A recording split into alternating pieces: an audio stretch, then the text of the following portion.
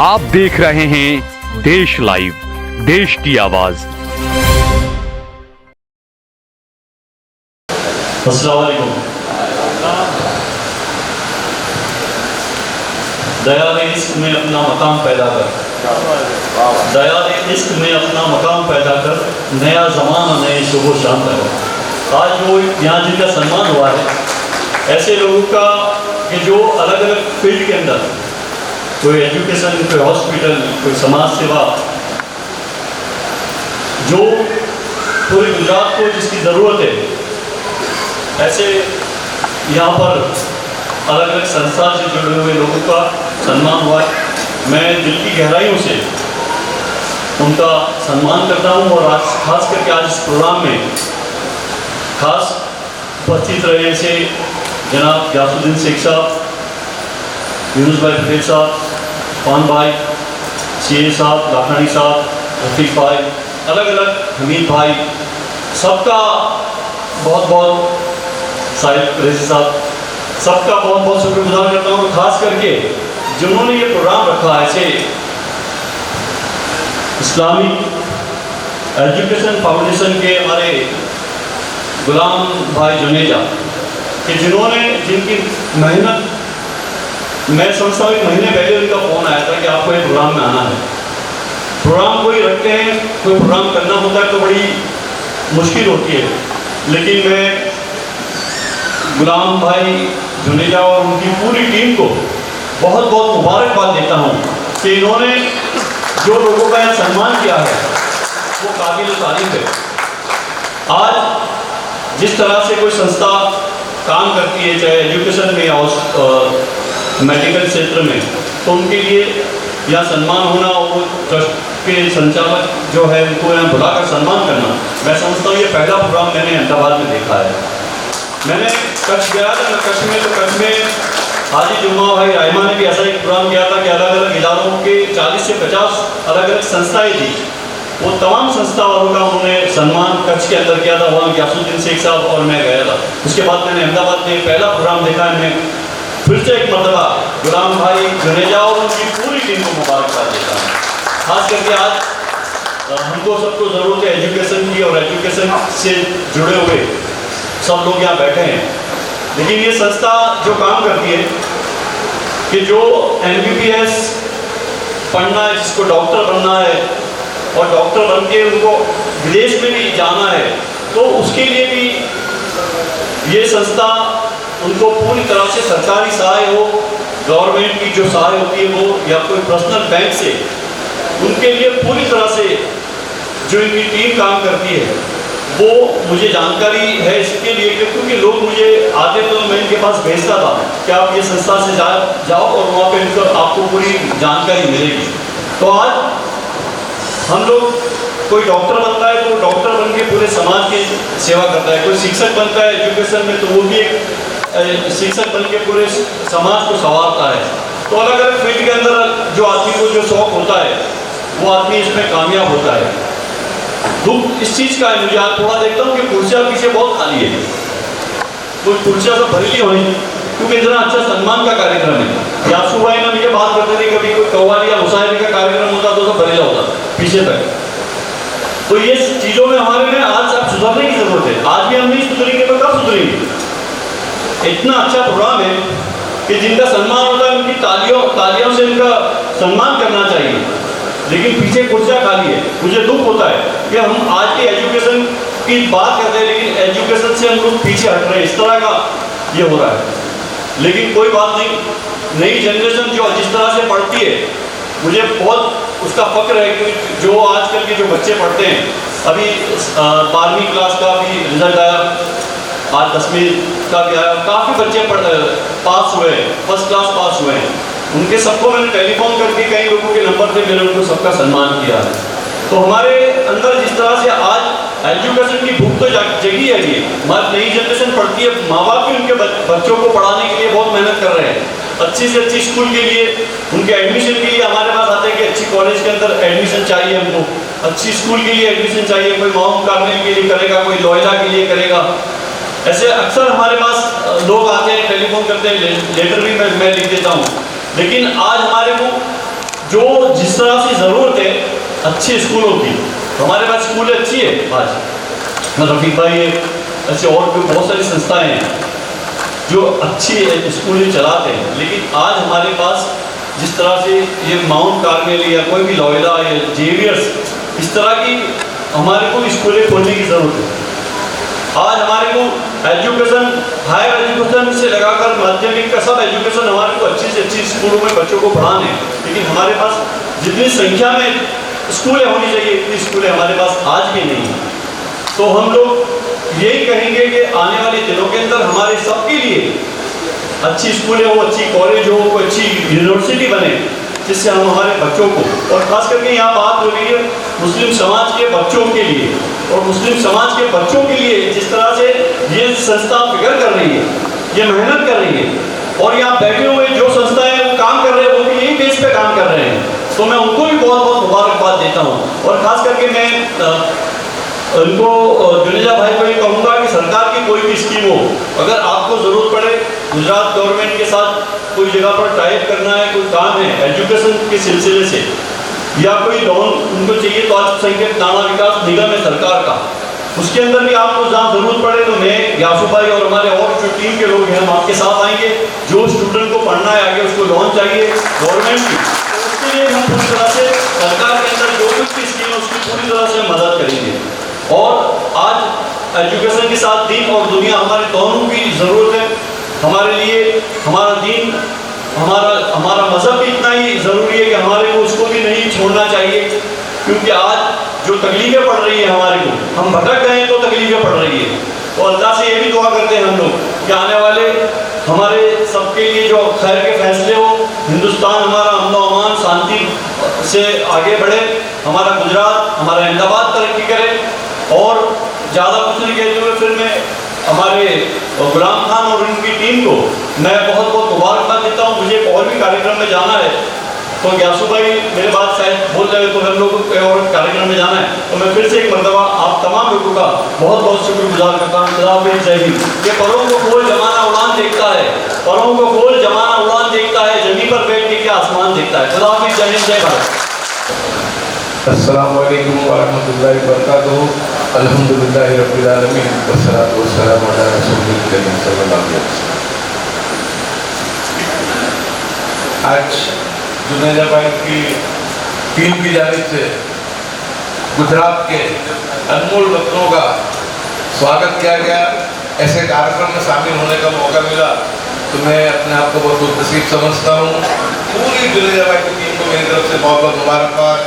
गुजरात के एकमात्र विधायक मेरे छोटे भाई इमरान खेड़ावाला जी, और एजुकेशन पे ही बहुत बेहतरीन काम करने वाले भरूच डिस्ट्रिक्ट से हमारे कांग्रेस के senior leaders, senior vice president Vinod Patel साहब, इरफान मुगल साहब, हमारे हमीद भाई मेमन बैठे हैं, और रिपब्लिक वाले हमारे रफीक भाई कोठारिया, मैंने कभी अब बहुत नाम लेने जाऊँगा तो लेकिन दोस्तों बहुत खुशी होती है ये देख करके कि ये बेदारी हमारे गुजरात में भी आई, देर से आई लेकिन आई।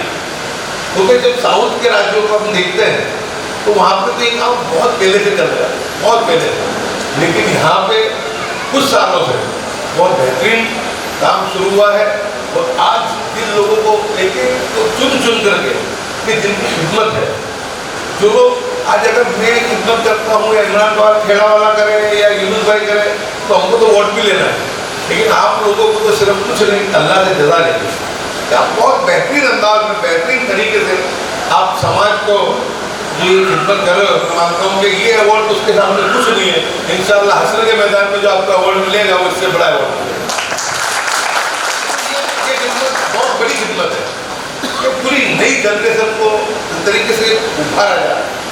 और है कि इबादत से जन्नत मिलती है और खिदमत से खुदा मिलता है, और जिसको खुदा मिल गया उसको भी दूसरी चीज़ की ज़रूरत है नहीं। लेकिन बहुत अच्छे तरीके से बहुत कार्यक्रमों में जाना मिलता है, तो देख रहा हूँ मैं कि बहुत अपने अपने तरीके से अपने अपने अंदाज में जो लोग खिदमत कर रहे हैं और एक कमिटमेंट के साथ कर रहे हैं, कमिटमेंट के साथ पूरी दिन रात जिस तरीके से मेहनत करते हैं, तो देख के बहुत खुशी होती है। अल्लाह तबारक व तआला इसका बेहतर आपको नेमत बदल अता फरमाए और ये काम दिन ब दिन आगे बढ़ता है। और आज हम रिजल्ट भी देखना है कि देखो अभी आज कोई बच्ची का मैंने अभी देखा, मैं नाम भूल गया कि उसको उसकी बहुत अच्छे तरीके से आज गुजरात में नंबर लेकर के आई है, शायद पहले 10 में को उसका नाम है। अभी गजाला जो अपनी एक बच्ची है वो IAS अधिकारी, यानी बहुत बेहतरीन तरीके से उसको तुम बोला नहीं जा सकता, लेकिन जो अधिकारी भी बने, IAS IPS भी बने, तो कम से कम बनने के बाद समाज का भी ख्याल रखें। फिर उसको ऐसे अधिकारी बन जाते IAS और IPS तो वो अपने हैं कि नहीं वो भी सोचना पड़ता है। जब उनके इंटरव्यू सुनो, उनकी बातें सुनो, पहले जब देखा था उनको जब नए नए आए थे तो बातें कुछ अलग थी, और अभी बातें सुनते तो ऐसा लगता है अरे भैया क्या है। तो यानी कम से कम समाज को भूलना नहीं चाहिए, और समाज ने अगर उनको कुछ दिया है तो समाज को भी आपको उसको वापस से आपको लौटाना चाहिए। और ये सब मिल करके अगर ये काम करेंगे तो मैं मानता हूँ कि बहुत बेहतरीन तरीके से आगे हम लोग ये काम कर पाएंगे। एजुकेशन में जब बोलना होता है तो मेरे को बहुत दिक्कत होती है यूनुस भाई, तो मैं 12वीं पास, और मेरे जब एजुकेशन में बोलना हो तो मेरे खुद को होता है कि मैं क्या बोलूँ। लेकिन मुझे आपको पता है कि जब नया MLA बना था 2007 में, तो वो जुनून भी था, जज्बा भी था, विधानसभा में अल्हम्दुलिल्लाह आपकी दुआओं से बराबर लड़ता भी था, और थोड़ा नया था तो कपड़े भी अच्छे पहनते थे, तो अधिकारियों को ऐसा लगे कि बहुत पढ़ा लिखा आदमी आ गया है। तो मैं जब उनके चैप्टर पे जाऊँ किसी की IAS की IPS की, तो सामने वो मेरे साथ इंग्लिश में बात चालू करा, मैं इंग्लिश समझ लूँ तो बोल नहीं पाऊँ, तो मैं उनको मैं बोल रहा था भाई आप बोलो इंग्लिश में, जो बोलना आप साउथ इंडियन, मैं गुजराती हूँ, मैं जवाब गुजराती में दूंगा, मैं क्या बोलूँ, मैं इंग्लिश नहीं बोल सकता। यानी तो आपको मैं बोलूँ कि यानी इसकी कमी महसूस होती है। अगर एजुकेशन हो तो अगर आपको ऐसा लगता हो कि हम लोग बहुत अच्छा पॉलिटिक्स में रोल प्ले कर रहे हैं, मैं हुए अगर हम हाईली एजुकेटेड होते तो शायद इससे भी कहीं ज़्यादा अच्छे तरीके से रोल प्ले कि अब दुनिया जिस रॉकेट की गति से आगे जा रही है, समाज भी जागरूक हुआ है, समाज भी खड़ा हुआ है, समाज के लोग भी खड़े हुए हैं। अगर किसी के अंदर क्वालिटी है, मेरिट है, तो उसको लोग मदद करने के लिए भी तैयार है। ऐसा भी नहीं है कि समाज हाथ खींचता है। 2-4 किस्सों में 2-3 जगह बात की, एक बच्ची थी, चाय की गिरने वाली एक बच्ची थी, ग्रामीण एम्बुलेंस कहते थे, यूनुस भाई को फोन किया मैंने यूनुस भाई ऐसा मामला है, तो क्या करना है, तुरंत ही इन्होंने इनके पर्सनली भी चेक भेजा, उनकी संस्था से भी। अल्हम्दुलिल्लाह आपको बच्ची लास्ट ईयर में, अब ये फाइनल ईयर में वो बच्ची, तो यानी लोग इस बारे में सोच भी रहे, हम लोग समझ भी रहे, लोगों को इसकी अहमियत भी पता चली है। और मैं तो अक्सर कहता हूँ कि हमारे जितने भी मसाइल हैं उसका अगर कोई हल है तो सिर्फ है पढ़ाई पढ़ाई और पढ़ाई। अगर पढ़ लिख लिया हमने तो मैं मानता हूँ कि फिर अच्छे बुरे का शौक भी आ जाएगा, दोस्त दुश्मन को पहचानने की हमको समझनी पड़ेगी कौन दुश्मन है और कौन दोस्त है, वो सब किसी के चाह सकता है। इमरान भाई को आपकी इमरान भाई यही बात कर रहे हैं, बहुत अच्छी बात है, बहुत अच्छी बात, लेकिन आप कोई प्रोग्राम रखो दूसरा कव्वाली मुशायरा ये अरे देखो तो पास के लिए, लेकिन जब ऐसी बात आती है तो अभी भी जिस तरीके की बेदारी होनी चाहिए नहीं है। लेकिन आज भी इरफान सर जैसे मुखबुल जैसे पागल लोग हैं, हमीद भाई जैसे पागल लोग हैं कि दिन रात कोशिश करते ही रहते हैं, मेहनत करते ही रहते हैं। मैं बहुत मुबारक जितने लोगों को भी अवार्ड मिला है उनको बहुत मेरी जानिब से मुबारकबाद देता हूँ, जुनैदा भाई को, अंजुम भाई को, इनकी टीम को, कि उन्होंने इतना अच्छा कार्यक्रम जो हमने ये कच्छ में देखा था कार्यक्रम, उसके बाद हमने यहाँ पर देखा कि बुला करके एक एक अनमोल रत्नों का यहाँ पे उनका सम्मान किया, उनका स्वागत किया, उनके हौसला अफजाई के लिए काम किया और बच्चों को मोटिवेशन हो उसके लिए लोगों ने आप लोगों ने कोशिश की। इसके लिए आप बहुत ही मुबारकबाद के मुस्तहिक हैं, मैं आपको बहुत बहुत मुबारकबाद देता हूँ। उम्मीद करते हैं कि आने वाले दिनों में जैसे इमरान भाई ने बोला कि हम उनको मदद कर सकें। जब विधायक था भले ऑपोजिशन में थे, लेकिन प्री मैट्रिक और पोस्ट मैट्रिक स्कॉलरशिप का मामला था, उस वक्त विधानसभा में बहुत ज़बरदस्त तरीके से मैंने इस आवाज़ को उठाया था। फिर हमारे आदम चाकी है कच्छ के, वो कोर्ट में भी गए थे, हाईकोर्ट में भी, और फिर वो दिलाने में हम लोग कामयाब हुए।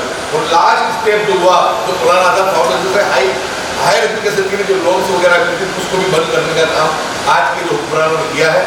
लेकिन उम्मीद नहीं, पूरा भरोसा है कि फिर सूरज निकलेगा और अंधेरा जो है निकलेगा।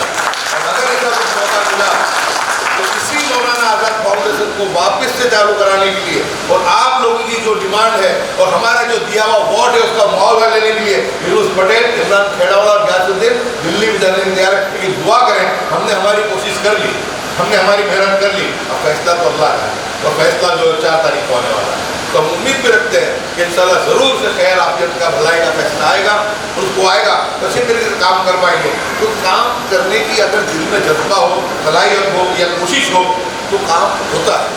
आप लोगों को जानकर नवाई लगेगी कि ये राइट टू एजुकेशन गुजरात में अल्हम्दुलिल्लाह मैंने लागू करवाया, नहीं कर रहे थे, राइट टू फूड मैंने लागू करवाया। और सबसे बड़ी योजना जिसमें प्रधानमंत्री चिल्ला चिल्ला कर बोलते हैं कि मैंने गुजरात हिंदुस्तान के बोले कि 6.5 करोड़ लोगों को उसका फायदा मैंने पहुंचाया, आयुष्मान। अल्हम्दुलिल्लाह अल्हम्दुलिल्लाह आयुष्मान योजना के अंदर उसका विचार, उसका ख्याल, उसकी बात रखने वाला, आपके वोटों से जुड़ने वाला गयासुद्दीन शेख ही था। तो मेरे वास्तविक में जब इसको पे कन्वर्ट करिए, उसको तुमने बताया अमित शाह जी को कि अगर ये योजना गुजरात में इतनी सक्सेस होती है तो अगर इसको तुम देश के पैमाने पे ले जाओगे तो कितनी सक्सेस होगी, हमारी बात को तुम पहुँचाओ। और इसी वक्त मैंने मीडिया में भी कहा था, आप लोग 30 मार्च 2017 की आप लोग देख सकते हैं मेरी एफबी में जाके, उस वक्त पे इसकी बात की थी। और फिर अल्हम्दुलिल्लाह पूरे आज देश के अंदर लागू हुई। जब जीत कर के आया था लोग जो आते थे एक ही बात लेके आते थे, किसी को हार्ट का प्रॉब्लम है, किसी को कैंसर का प्रॉब्लम है, किसी को किडनी का है, पैसे नहीं है। अब तो पर्सनली तो कितनी मदद कर करके कोई आदमी कहता है। उस वक्त अल्लाह ने मेरे दिल में ख्याल डाला कि इसके लिए कोई सरकार की पॉलिसी नीति होनी चाहिए और इस खर्चे को सरकार को उठाना चाहिए। अल्हम्दुलिल्लाह उसके लिए 8 साल जद्दोजहद मुझे करनी पड़ी, लेकिन उस चीज़ को कामयाब बनाने में मैं हुआ भी। तो उसी दिन मेरे विधानसभा में कहा था जब ये योजना लागू हुई, उस वक्त तो मैंने विधानसभा में कहा था कि अब मुझे टिकट मिले ना मिले, जीतूं या हारूं, जियो या मर जाऊं, लेकिन आखिरी वक्त तक एक संतोष रहेगा कि हिंदुस्तान के करोड़ों लोगों को एक विरोध पक्ष के धारा सभ्य ने इतनी बड़ी योजना का अमल करके अल्लाह की दिया। हमारे अंदर कोशिश हो, जज्बा हो काम करने की, तो वो उसके अंदर होता है, लेकिन उसके लिए जद्दोजहद कोशिश करनी पड़ती है। और इंशाल्लाह मुझे यकीन भरोसा है कि आने वाले दिनों में जो सा मुझसे हो सकेगा वो पूरी मदद हर तरीके से आप लोग करने के तैयार है।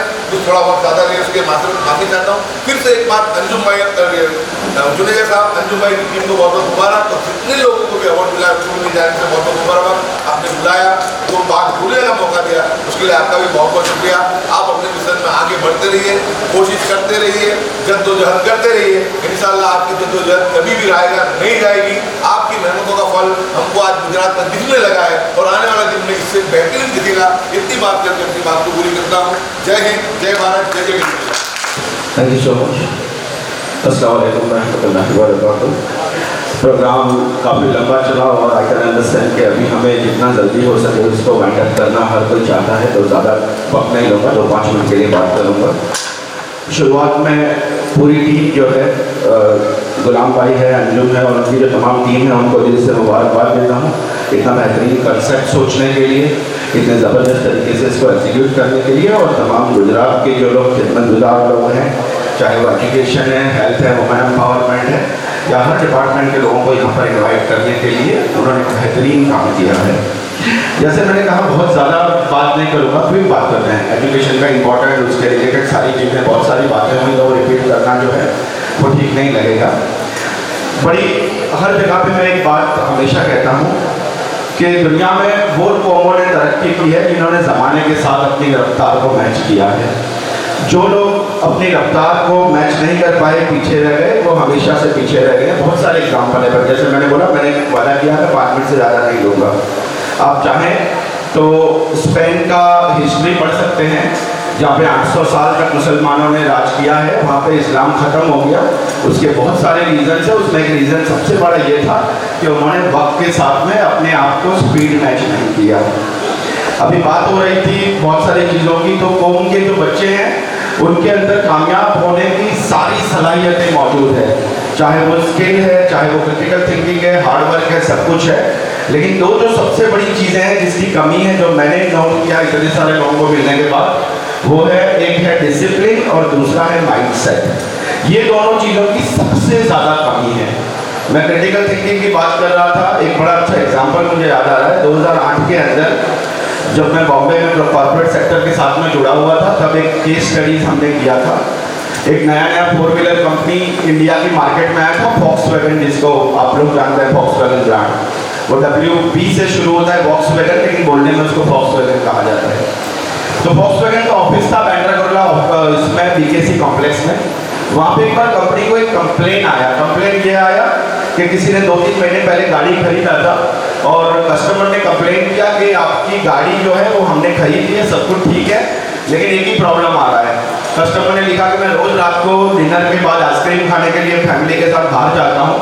जब मैं बाहर जाता हूँ तो जब गाड़ी में आइसक्रीम की दुकान के आगे रुकाता हूँ और अगर हम वैनिला आइसक्रीम लेते हैं तो रिटर्न में गाड़ी स्टार्ट नहीं होता, और उसके अलावा कोई भी फ्लेवर लेते हैं तो गाड़ी स्टार्ट हो जाता है। ये कंप्लेन था कस्टमर का। बहुत ब्रेनस्टॉर्मिंग हुआ, बहुत सोचा, टॉप के टॉप इंजीनियर्स आए, उन्होंने सोचा। हालांकि उन्होंने वो टाइम पे इंडिया में पहली बार 2 क्वालिटी उनकी अपनी हाईलाइट किया था वॉक्सवैगन ने। उन्होंने कहा था कि हम सर्विस में नंबर 1 है, और दूसरा उन्होंने कहा था कि हमने ऑटोमेटिक इंजन पहली बार लॉन्च किया है, अगर इंजन हिट हो रहा है तो अपने आप बंद हो जाएगा। ये क्वालिटी उन्होंने वो टाइम पे हाईलाइट की थी। अभी जब ये प्रॉब्लम आया तो बहुत कुछ हुआ, बहुत ब्रेनस्टॉर्मिंग हुआ, नहीं समझ में आया कि यार टेक्निकल चीज़ें समझ में आती है, कोई पिस्टन खराब है, कोई इंजन में प्रॉब्लम है, समझ में आता है, लेकिन ये वैनिला और बाकी फ्लेवर का क्या चक्कर है। तो बहुत समझने के बाद जब नहीं समझ में आया और कस्टमर सर्विस का प्रॉमिस था, तो इंटरनल ढूंढने लगे कि अभी इसका सॉल्यूशन कैसे लाए। तो किसी ने बोला, उनके वहाँ से कोई प्यून वगैरह बोले सर यहाँ से ना अपना मोहम्मद अली रोड है ना बॉम्बे में, वहाँ पे जुनैद भाई करके मैकेनिक है, वो कोई भी इंपॉर्टेंट कार हो वो चुटकी में ठीक कर देता है। अब कंपनी के इमेज का सवाल था तो जुनैद भाई को ऑफिस में बुलाया, और जुनैद भाई पूरे मैकेनिक काले कपड़े लेके आए एकदम लैविश कॉर्पोरेट ऑफिस में। BKC अगर आप लोग थोड़ा परिचित हो तो BKC में गूगल का IBM का सबका ऑफिस है, उतना बड़ा वो कॉम्प्लेक्स है। तो उस ऑफिस में जुनैद भाई को बुलाया गया। जुनैद भाई ने बोला कि ठीक है मैं ठीक कर दूंगा, लेकिन मुझे 1-2 बार उनके साथ आना जाना पड़ेगा। कस्टमर से परमिशन लिया, कस्टमर ने परमिशन लिया, जुनैद भाई 1-2 बार उनके साथ में गए आइसक्रीम खाने। बात तो सही थी कि वनीला लो तो स्टार्ट नहीं हो रही, रिटर्न में काफ़ी कोई भी फ्लेवर लो तो स्टार्ट हो गई। 2 दिन के बाद भाई ने बोला गाड़ी मेरी गैरेज में भेज दो, 3 घंटे में ठीक हो जाएगी, और ठीक करके दे दिया उन्होंने। जब पूछा गया प्रॉब्लम क्या था तो उसने कहा कि आप खुद ने ही जो है ऑटोमेटिक इंजन लॉन्च किया है जो हीट करने पे बंद हो जाता है। अब इसकी गाड़ी में माइनर प्रॉब्लम था जिसकी वजह से इसका इंजन हीट होता था। जब वो घर से आधा घंटा दुकान पे चला के लेके जाता था, गाड़ी गर्म होती थी, इंजन लॉक हो जाता था। अब वैनिला आइसक्रीम जो है वो सबसे ज़्यादा बिकने वाला फ्लेवर है, दुकानदार ने आगे की तरफ फ्रिज में जमा के रखा था। जैसे आप आइसक्रीम लो 2 मिनट में तुरंत निकाल के दे देता था, गाड़ी के इंजन को ठंडा होने का टाइम नहीं मिलता था। और जब दूसरा फ्लेवर वो पूछते थे तो वो अंदर दुकान के अंदर गए, उसको ढूंढा, 3-4 बार लिस्ट में से सिलेक्ट किया, वहाँ तक 10-15 मिनट लग जाता था और वहाँ तक इंजन अपने आप ठंडा होता था, ऑटो लॉक खुल जाता था। तो ये टेक्निकल प्रॉब्लम था। अभी पूरा एग्जाम्पल देने के पीछे का रीजन क्या है, हमारे पास क्रिटिकल थिंकिंग है। ये जुनैद भाई का क्रिटिकल थिंकिंग था जिसने उस प्रॉब्लम को सॉल्व कर दिया। आज के ज़माने में AI और क्रिटिकल थिंकिंग को कामयाबी का सबसे बड़ा पैमाना माना जाता है। तो जैसे मैंने बोला सब कुछ है, माइंडसेट नहीं है। माइंडसेट की बहुत सारे एग्जाम्पल हुए, अपने भाई को अभी हमने देखा ना फिजिकल, आपके पास बहुत सारे एग्जाम्पल है। जैसे मैंने बोला वक्त होता तो बात करते हैं, अपने स्टीफन हॉकिंस की बात करते हैं, जिम डॉमिनिक की बात करते हैं, जिन्होंने फिजिकली टोटली पैरालिसिस होने के बाद भी दुनिया में बड़े बड़े झंडे गाड़ दिए। तो अगर हमने अपने आप को का माइंडसेट रिट्यून कर दिया, उसके ऊपर काम कर दिया, तो इंशाल्लाह कामयाबी जो है वो मिलना ही मिलना है। जैसे मैंने बोला कि बहुत कुछ बोल सकते थे, लेकिन अभी ऑलमोस्ट वाइंड अप पे है, तो मैं अपनी बात खत्म करता हूँ। फिर एक बार पूरी टीम को बहुत दिल से मुबारकबाद देता हूँ, और इंशाल्लाह ये उम्मीद करते हैं कि इस तरह के प्रोग्राम जो है वो डिस्ट्रिक्ट वाइज, तालुका वाइज भी होते रहे, ताकि जितना ज़्यादा अप्रिशिएशन मिलेगा। हमारे कौम में अप्रिशिएशन की कमी है सर। 7-8 साल से काम कर रहा हूँ, ज़्यादातर जैसे जितने लोग बैठे थे सारे लोग पहचान करने वाले लोग हैं। कई बार डिस्कशन होता है, मैं हमेशा कहता हूँ कि अगर आपको इस कौम में काम करना है तो ये चीज़ भूल जाओ कि कोई आपको अप्रिशिएट करेगा, कोई आके आपके शोल्डर पे हाथ रखेगा, बोलेगा वेरी गुड, बहुत अच्छा किया। अगर वो उम्मीद रखे तो आप डिप्रेस हो जाओगे, आप कभी काम नहीं कर सकोगे। जैसे अपने इंट्रोडक्शन में सुना कि नहीं, मैंने 1000 से ज़्यादा सेशन किए हैं, मैंने 12,000 से ज़्यादा टीचर ट्रेन किया मुस्लिम कम्युनिटी के, 1 लाख से ज़्यादा स्टूडेंट को काउंसलिंग किया, लेकिन अप्रिशिएशन मैंने आज तक नहीं देखा। पहली बार यहाँ पे रिकग्नाइजेशन देख रहे हैं। तो सर कम्युनिटी में जो भी बच्चे काम कर रहे हैं, थोड़ा बहुत उनको अप्रिशिएट कीजिए, उनकी सराहना कीजिए। चीज़ छोटी है लेकिन बहुत बड़ा हथियार है ये। हौसला जो है ना वो माइंडसेट क्रिएट करता है। बात को मौका देने के लिए बहुत बहुत शुक्रिया। हिंदुस्तान जिंदाबाद।